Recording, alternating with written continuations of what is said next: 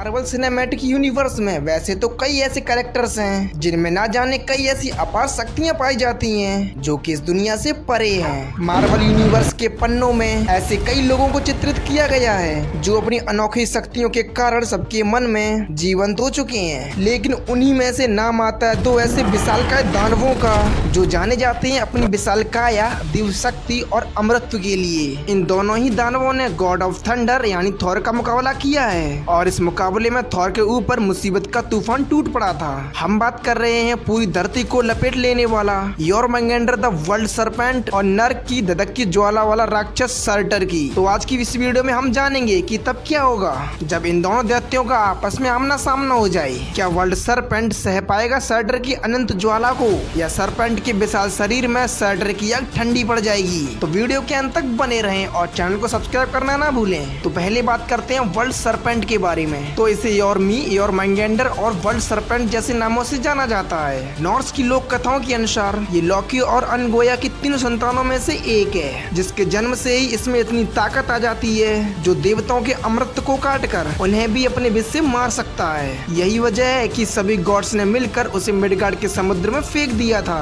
पर उम्र बढ़ने के साथ साथ इसका आकार भी इस हद तक बढ़ जाता है जो पूरे मिडगार्ड को अपनी कुंडली में जकड़ लेता है। और क्योंकि थॉर योरमंगेंडर को मारना चाहता था ताकि मिडगार्ड बच सके, और इसी वजह से रैग्नारॉक मूवी के दौरान सरपेंट ने थॉर के ऊपर हमला किया था। पर सरपेंट अपने विष का इस्तेमाल किए बिना ही इसने थॉर को लगभग हरा ही दिया था। और नॉर्स की इस कथा से इंस्पायर होकर इसे मार्वल कॉमिक्स और गॉड ऑफ वॉर जैसे गेम्स में दिखाया जा चुका है। गॉड ऑफ वॉर के अनुसार वर्ल्ड सरपेंट ब्लैक ऑफलाइन में ज्यादातर अपना समय बिताता है। साथ ही ये सभी रियान के जीवों में से ये सबसे ज्यादा पावरफुल है और ये पल भर में पूरी दुनिया का विनाश कर सकता है। मार्वल कॉमिक्स के अनुसार सरपेंट ने स्पेस टाइम को भी तोड़ दिया था और थॉर के कई हमले सहकर उसे हराया था। तो वहीं अगर हम बात करें सर्टर की, तो ये एक फायर टीमन है जिसे डिस्ट्रॉय ऑफ एसगार्ड, एसगार्ड 2 और जाइंट मॉन्स्टर जैसे नामों से जाना जाता है। और ये अपना ज्यादातर वक्त मास्पल हाइज में बिताता है। साथ ही रैग्नारॉक मूवी के दौरान इसने पूरी एसगार्ड का अंत किया था। एसगार्ड की कहानी भी काफी हद तक योरमंगेंडर की तरह मिलती जुलती है, जो कि एसगार्ड को लेकर ऐसी भविष्यवाणी की गई थी जो रैग्नारॉक के दौरान अनंत ज्वाला में धधकता हुआ दानव पूरी एसगार्ड के अंत का कारण बनेगा। और इस भविष्य को बदलने के लिए ऑडियन ने सर्टर से लड़ाई की थी और फिर सर्टर को हराने के बाद उसे कैद कर लिया था। साथ ही उसके एड्रेनल फ्लेम को एसगार्ड में सुरक्षित कर लिया और फिर लाखों सालों बाद लॉकी ने सर्टर के मुकुट को एड्रेनल फ्लेम में मिलाकर भविष्यवाणी को सच कर दिया। अगर सर्टर की शक्तियों की बात करें तो ये किसी भी प्रकार की फायर को कंट्रोल कर सकता है, अनंत काल तक इस आग की बौछार कर सकता है और उस आग से अपना हथियार बना सकता है। जैसा कि आप मूवी में देख चुके होंगे कि जब थॉर ने सर्टर के मुकुट को अलग किया था तभी सर्टर का स्वर्ण भी गायब हो गया था। लेकिन जब रैग्नारॉक मूवी के दौरान जब ये जागा तब उसके साथ ही उसका स्वर्ण भी वापस आ गया। और इस तलवार की शक्तियों से तो आप वाकिफ ही होंगे, जो कि इस तलवार ने हेला के साथ साथ पूरे एसगार्ड का अंत किया था।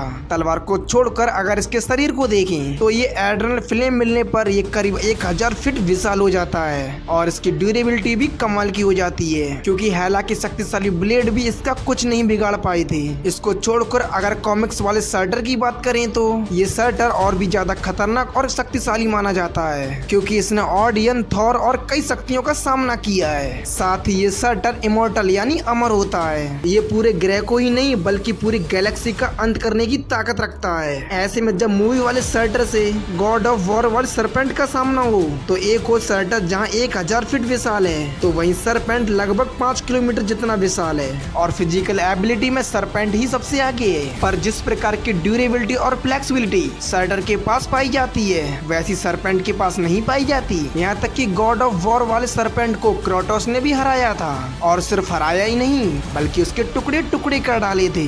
ऐसे में सर्टर की तलवार के आगे गॉड ऑफ वॉर वाले सरपेंट का टिक पाना नामुमकिन हो जाएगा। लेकिन वहीं ये सरपेंट नॉर्स की लोक कथाओं वाला योरमंगेंडर हो तो सर्टर इससे नहीं जीत पाएगा, क्योंकि ये 40,000 किलोमीटर विशाल है। साथ ही ये अमर है और चूंकि सर्टर का मुकुट गिरते ही ये पावरलेस हो जाता है। ऐसे में सरपेंट को इसके मुकुट को गिराने में ज्यादा परेशानी नहीं होगी और सर्टर के हमलों का सरपेंट को जरा भी फर्क नहीं पड़ेगा। लेकिन कॉमिक्स वाले सर्टर के पास इतनी ताकत है जो इस विशाल का सरपेंट को हरा देगा। यहाँ तक कि पूरी गैलेक्सी का अंत करने वाले सर्टर के आगे सरपेंट का टिक पाना नामुमकिन हो जाएगा, क्योंकि ना ही सरपेंट का आकार और ना ही इसका विज शर्टर का कुछ बिगाड़ पाएगा।